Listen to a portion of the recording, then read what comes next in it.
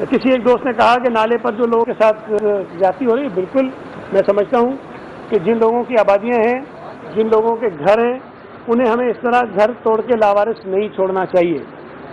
میں یہ بات وضاحت کے لیے کرنا چاہتا ہوں کہ پاکستان پیپلز پارٹی کے چیئرمین بلاول بھٹو زرداری صاحب نے بھی کہا تھا، سندھ حکومت نے بھی کہا تھا، چیف منسٹر صاحب نے بھی کہا تھا، میں نے بطور وزیر بھی کہا تھا کہ ہم ان تمام لوگوں کو متبادل زمین دے کر آباد کرنا چاہتے ہیں۔ سپریم کورٹ کا جو فیصلہ ہے، اس فیصلے میں بھی یہ ہے کہ ان تمام لوگوں کو ایک پراپر طریقے کی ری سیٹلمنٹ ہونی چاہیے، وہاں جو ضروریات کی جو ڈیولپمنٹس ہیں وہ بھی ہم کریں۔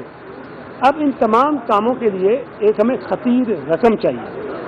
ہم نے سپریم کورٹ آف پاکستان سے گزارش کی کہ بیریا ٹاؤن کے پیسے جو سپریم کورٹ میں جمع ہو رہے ہیں وہ پیسے سندھ کے ہیں، سندھ کے لوگوں کے ہیں، سندھ کے لوگوں کے اوپر خرچ ہونے کے لیے ہیں، اسی میں سے 10 ارب روپے ہمیں دے دیے جائیں تاکہ ہم نالے کے متاثرین کی ری سیٹلمنٹ کے لیے ایک منصوبہ بنا سکیں اور وہ پیسہ اس پہ لگا سکیں۔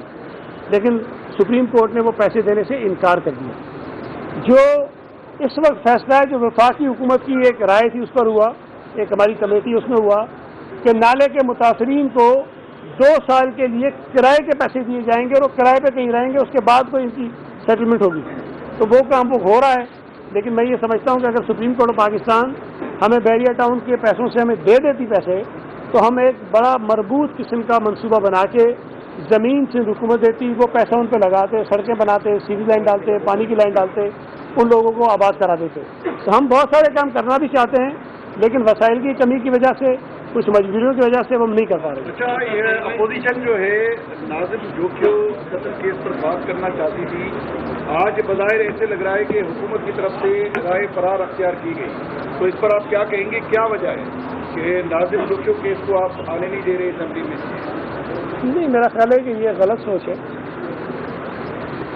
حکومت سندھ اس وقت اوائڈ کرتی کہ اگر ہم اس کیس میں کوئی منفی کردار ادا کر رہے ہوتے، یا ہم مظلوموں کے ساتھ نہ کھڑے ہوتے، یا ہم مدعی کے ساتھ نہ کھڑے ہوتے۔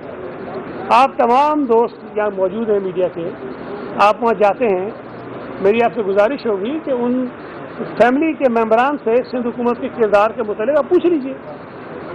سندھ حکومت پہلے دن سے آج تک مدعی محمد افضل جوکھیو جو مقتول کا بھائی ہے، جس نے FIR کٹوائی ہے، اس کے ساتھ رابطے میں بھی ہیں، اور ان کی جو بھی شکایت ہوتی ہیں اس کو دور کرنے کی ہم پوری کوشش کرتے ہیں۔ پہلے دن سے جس قسم کی FIR انہوں نے چاہی وہ کٹی، گرفتاریاں انہوں نے کہیں وہ ہوئیں، اور اس کے بعد بھی مستقل ایک رابطہ ہم نے رکھا۔ کچھ اور چیزیں بھی تھیں جو میں بتانا نہیں چاہتا ہوں، لیکن ہم نے ان کے ساتھ وہ چیزیں کی ہیں۔ آج بھی میں بات یہ کہہ رہا ہوں کہ اگر وہ یہ کہہ رہے تھے کہ جی ان کے اوپر کسی قسم کا دباؤ ہے، تو پرسوں میں خود گیا تھا، ساجد جوکھیو صاحب جو ہمارے کیبنٹ کے ممبر ہیں، وہاں سے MP ہیں، وہ میرے ساتھ تھے۔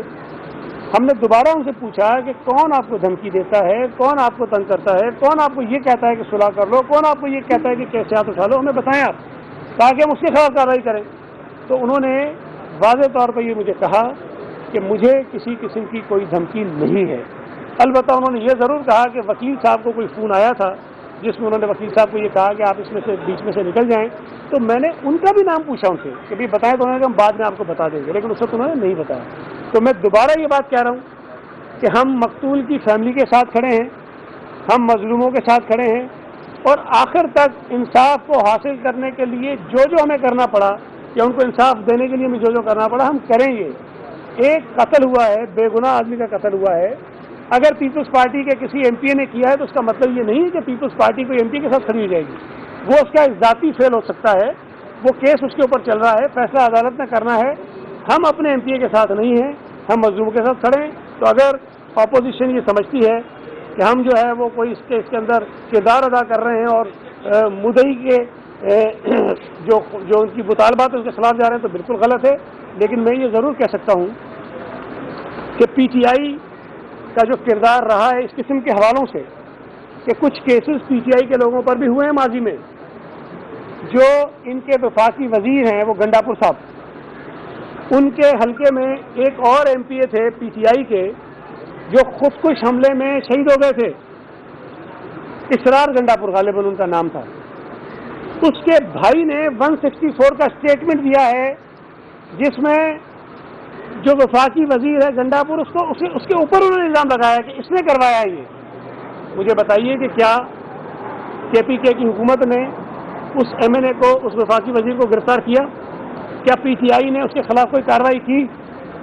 ایک اور ان کا اقلیتی ایم پی اے جو ہے وہ مارا گیا تھا کے پی کے اندر, اور اس میں پی ٹی آئی کا ہی کوئی ایک اور ایم پی اے کا امیدوار جو تھا وہ ثابت ہوا کہ اس کے اوپر قتل ہے. لیکن پی ٹی آئی کو جب ووٹوں کی ضرورت پڑی کے پی کی اسمبلی کے اندر, تو اسی قاتل ایم پی اے کو انہوں نے آ کر حلف بھی دلوایا اور اس سے ووٹ بھی لیا. اسی طرح پنجاب میں بہت سارے حلقوں میں ان کے ایم این ایز کے اوپر, ایم پی ایس کے اوپر قتل کی ایف آئی آر ہوئی ہیں. لوگوں نے الزام لگائے ہیں, جو قاتل پکڑے گئے انہوں نے مانا کہ ہم سے انہوں نے قتل کروایا ہے.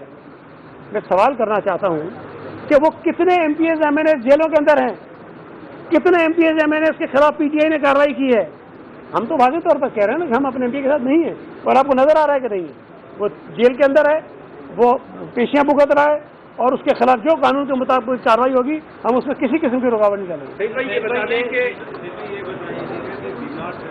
خالی ہو یا عمومی گروپ کو پاور کمپنی بنانے کے لیے سبسڈی دینے کے تو کے گھرانے کے منہ کھل جاتے ہیں. جب مدد بات ہوتی ہے غریبوں کی حال کرنے کے لیے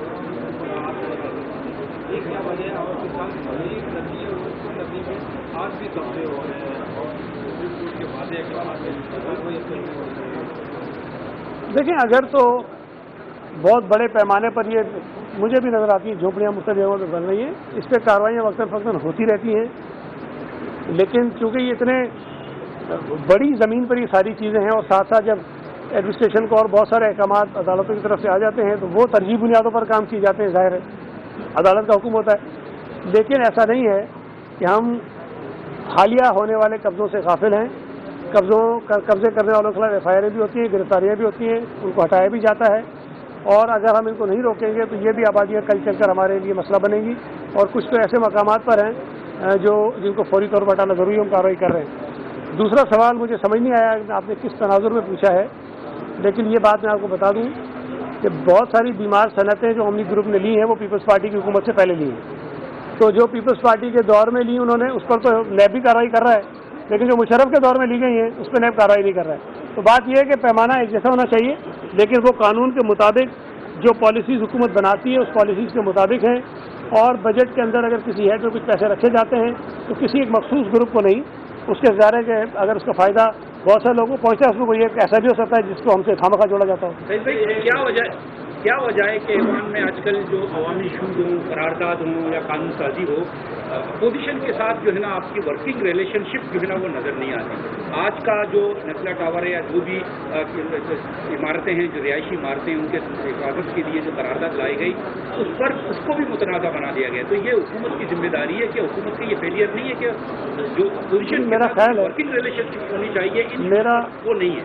میرا یہ خیال ہے کہ پاکستان پیپلز پارٹی کا پارلیمنٹ میں, اسمبلیوں میں یا جمہوریت کے حوالے سے جو رویہ رہا ہے اس کو پی ٹی آئی سے کسی طور بھی کمپیریزن اس کا نہیں کر سکتے. ہم نے ہمیشہ ذمہ داری کا مظاہرہ کیا ہے. بد زبانی ہو, بدتمیزی ہو, ہنگامہ آرائی ہو, اس میں ہم مقابلہ پی ٹی آئی کا نہیں کر سکتے, اور یہ مانتے ہیں کہ نہیں کر سکتے. وہ اعلیٰ درجے کے بدتمیزی ہم نہیں ہیں. تو آپ اگر ہم سے یہ توقع کریں گے کہ وہ جس طرح سے چاہتے ہیں ہاؤس کو چلانا, وہ تو نہیں چل سکے. ہم ہاؤس کو رولز کے مطابق, قانون کے مطابق چلا رہے ہیں. جو عوامی ایشوز ہیں یہ عوامی ایشو تھا جس پر آج قرارداد آئی تھی, لیکن آپ نے دیکھا کہ وہ کتنے تضادات تھے ان کے اپنی باتوں میں.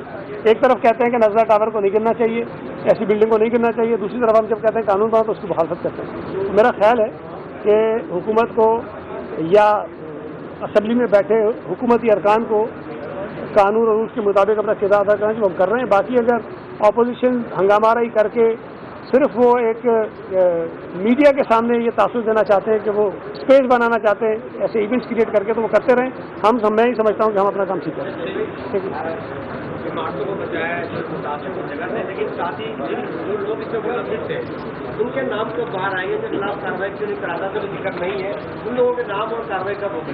लगता ये है कि मैं आप इसमें यह है कि जो साबका डीजी एसपी अफसरान उनको बचाने के लिए उनको एक एनआरओ दिया जा रहा है। ये करारदाद को उन करप्ट अफसरान के खिलाफ एनआरओ है जिन्होंने अरबों रुपये के असासे बना दी गैरकानूनी तामीरात के नाम पर। देखें, अगर आपने करारदाद पढ़ी हो, उस करारदाद में ये लिखा हुआ है कि सिंध हुकूमत एक ऐसा कानून लेकर आए जिसमें इन आबादियों को, इन घरों को कोई प्रोटेक्शन दी जाए। उसके साथ साथ ये लिखा हुआ है कि जो ऑफिसर उसके अंदर जिम्मेदार हैं उनके खिलाफ एक्शन लेने का भी उस कानून के अंदर जो है कोई ज़रूरी चीज़ें मौजूद होनी चाहिए। तो हमने आज जो करारदाद मंजूर की है उसके अंदर सिर्फ उन इमारतों को प्रोटेक्शन देने की बात नहीं है, उसके साथ साथ जिम्मेदारों के खिलाफ कार्रवाई करने की भी बात हमने की है।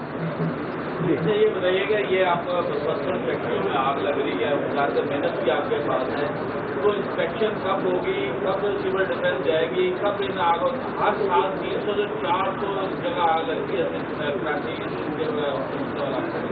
कोई रिपोर्ट सामने नहीं आती। रोजाना कहीं ना कहीं, आज अभी भी फैक्ट्री में कहीं आग लगी है, कल भी लगी है, लेकिन वो इंस्पेक्शन नहीं होती जो अलार्म लगाने नहीं। देखिए, मैं एक आपसे गुजारिश करूँ, एक तो ये पूरे पाकिस्तान का इशू है, कराची बड़ा शहर है तो यहाँ बड़ा इशू है कि बहुत सारी इंडस्ट्रीज़ जो हैं वो गैर कानूनी तौर पर काम कर रही होती है और हमारे पास उनका डेटा नहीं होता, हमें नहीं पता होता कि फ़लाँ बिल्डिंग के अंदर कोई इंडस्ट्री काम कर रही है।